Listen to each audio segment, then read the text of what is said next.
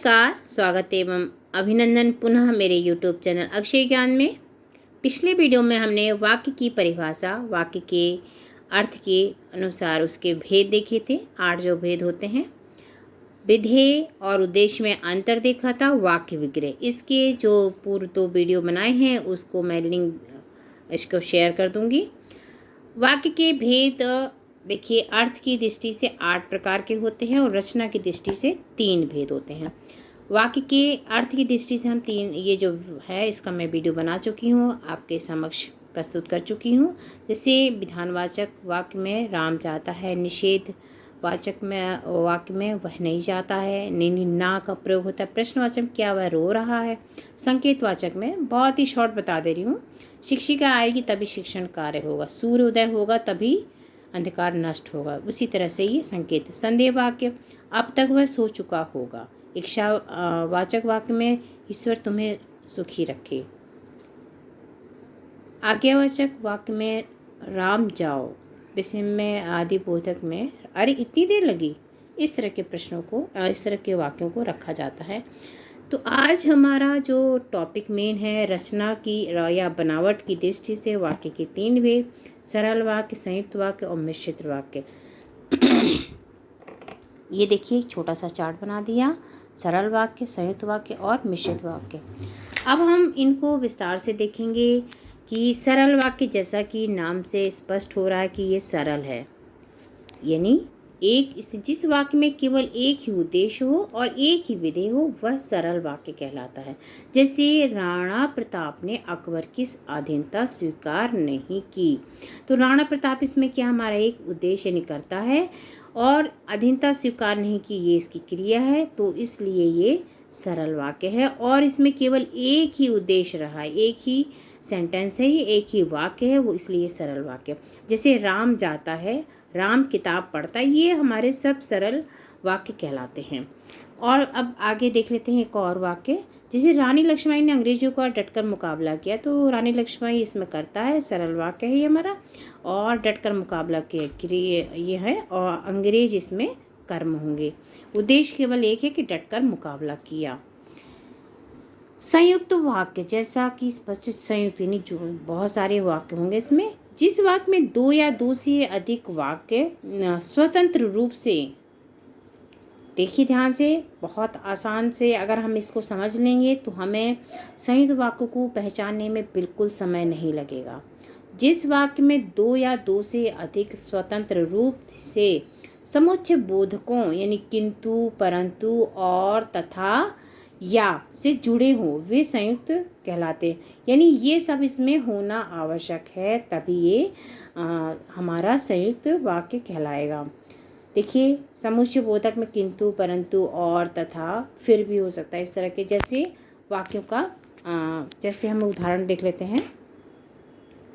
मैं 7वीं कक्षा में पढ़ता हूँ और मेरी बहन 5वीं में। देखिए मैं 7वीं कक्षा में पढ़ता हूँ यानी एक वाक्य हो गया, और मेरी बहन 5वीं में, तो इसमें और लगा है, ये हमारा समुच्चय बोधक है। तो इससे स्पष्ट है कि ये दोनों एक दूसरे पर निर्भर नहीं हैं, आश्रित नहीं हैं, स्वतंत्र है एक दूसरे। अगर मैं 7वीं कक्षा में पढ़ता हूँ लिख देंगे तो भी सही है, और मेरी बहन 5वीं में लगती है, तो 2 वाक्य हैं ये पूरे और एक दूसरे पर आश्रित नहीं है। अगर एक वाक्य हम लिख देंगे और एक वाक्य अलग लिख देंगे तो भी ये 2 वाक्य सही होंगे। तो इसमें हम देख लेते हैं उपरोक्त वाक्य स्वतंत्र है, अर्थात इनमें से कोई भी वाक्य किसी पर आश्रित नहीं है, दोनों वाक्य समुच्चय बोधक से जुड़े हैं। और एक उदाहरण देख लीजिए, जैसे राम सो रहा है और मोहन पढ़ रहा है। ये देखिए राम सो रहा है एक वाक्य हो जाएगा और मोहन पढ़ रहा है एक वाक्य हो जाएगा, लेकिन इसमें हमने जब और लगा दिया तो ये हमारा समुच्चय बोधक है और ये कहलाएगा संयुक्त वाक्य, इसलिए हम इसके आगे लिख देंगे संयुक्त वाक्य। वह आया किंतु बहुत देर नहीं रुका। वह आया किंतु, जब हमने किंतु लगा दिया तो ये हमारा संयुक्त वाक्य हो गया, एक दूसरे पर ये आश्रित नहीं। वह आया भी लिख देंगे, ठीक है, और बहुत देर रुका नहीं, ये भी एक पूरा सेंटेंस बन जाएगा। तो इसमें भी देख लिया हमने कि राम सो रहा है, मोहन पढ़ रहा है। ये राम हमारा करता है, राम सोने का कार्य कर रहा है, क्रिया है इसमें। मोहन पढ़ रहा है तो मोहन भी करता है और पढ़ रहा है, दोनों अलग अलग हैं और आश्रित। लेकिन जब इसमें और लग गया तो ये हमारा संयुक्त वाक्य हो गया। अब तीसरा हमारा है मिश्रित वाक्य। हमें सबसे पहले तो पहचान करना जरूरी है कि कौन सा वाक्य है। बहुत प्रश्न कई बार प्रतियोगिता परीक्षाओं में पूछा जाता है, कई एग्ज़ाम्स में जाता कि इनमें से मिश्रित वाक्य कौन सा है, संयुक्त वाक्य कौन सा है, सरल वाक्य छांटिए। सरल वाक्य तो लगभग सभी बता लेते हैं। जिस वाक्य में एक से अधिक वाक्य मिले हों और उनमें से एक वाक्य प्रधान हो, ध्यान दीजिएगा, उसमें से एक वाक्य प्रधान हो, वाक्य चाहे जितने हो पर प्रधान एक वाक्य होगा तथा अन्य वाक्य गौड़ और उस पर आश्रित हों, ठीक है, तो वह मिश्रित वाक्य कहलाता है। एक तो वाक्य प्रधान हो, दूसरा जो वाक्य वो उस पर आश्रित भी होना चाहिए, तभी वो मिश्रित वाक्य कहलाएगा। वाक्य मिश्रित वाक्य थोड़ा सा हमेशा कठिन रहा है, इसको समझ लीजिए फिर से ध्यान से। जिस वाक्य में एक से अधिक वाक्य मिले हों और उनमें से एक वाक्य प्रधान हो तथा अन्य वाक्य गौड़ हो, मतलब कितनी सारी कंडीशंस हैं, और उस पर आश्रित भी हो, तो वह मिश्रित वाक्य कहलाता है। देख लेते हैं इसमें हम।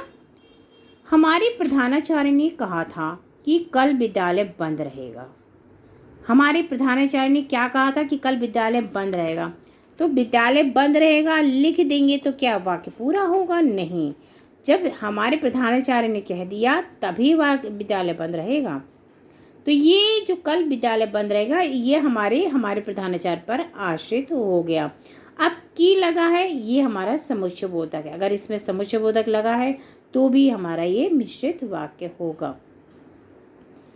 अब इसमें पहला ये वाक्य हमारे प्रधानाचार्य ने कहा था तो ये प्रधान वाक्य हो गया और ये बाकी गौड़ वाक्य रहा। इसमें दो वाक्य हैं, इसमें समुच्चय बोधक भी है और पहला वाक्य है दूसरा वाक्य पहले वाक्य पर निर्भर भी है, तो इसलिए ये हमारा मिश्रित वाक्य है। बहुत आसानी से समझ आया है मैंने, आप लोगों को कभी भूले ना इसलिए। जैसे मैंने देखा कि राम सो रहा है, मैंने देखा सिर्फ कर दोगे तो भी सही है, और राम सो रहा है क्या सही होगा? मैंने देखा की लग गया, यानी समुच्चय बोधक हो गया। राम सो रहा है किस पर आश्रित हो गया? मैंने देखा। अगर मैं नहीं देखता तो राम सो रहा है कैसे पता लगता?